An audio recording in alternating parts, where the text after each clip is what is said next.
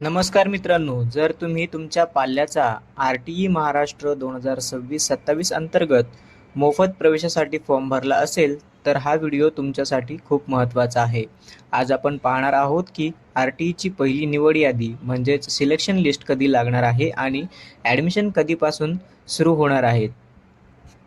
मित्रांनो, जसे की तुम्ही स्क्रीनवर पाहू शकता, अधिकृत वेबसाईटवरील वेळापत्रकानुसार पहिल्या राऊंडसाठी ऑनलाईन अर्ज करण्याची मुदत 31 मार्च 2026 रोजी संपली आहे. आता सर्वांना प्रतीक्षा आहे ती लॉटरीची. वेबसाईटवरील माहितीनुसार रेग्युलर सिलेक्शन लिस्ट ही 10 एप्रिल 2026 रोजी जाहीर केली जाणार आहे. म्हणजे 10 तारखेला तुम्हाला समजेल की तुमच्या पाल्याचा नंबर लागला आहे की नाही.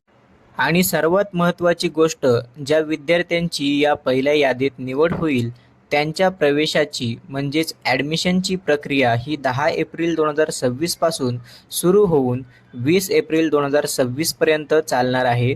म्हणजेच शाळेत जाऊन प्रवेश निश्चित करण्यासाठी तुम्हाला हा 10 दिवसांचा वेळ मिळणार आहे.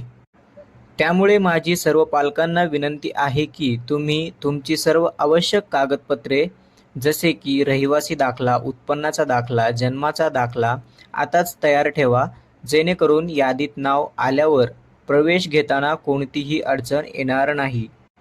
10 एप्रिलला जशी यादी जाहीर होईल तशी सर्वात आधी माहिती तुम्हाला याच चॅनलवर देणार आहे. त्यामुळे चॅनलला आताच सबस्क्राईब करून ठेवा आणि बेल आयकॉन दाबा.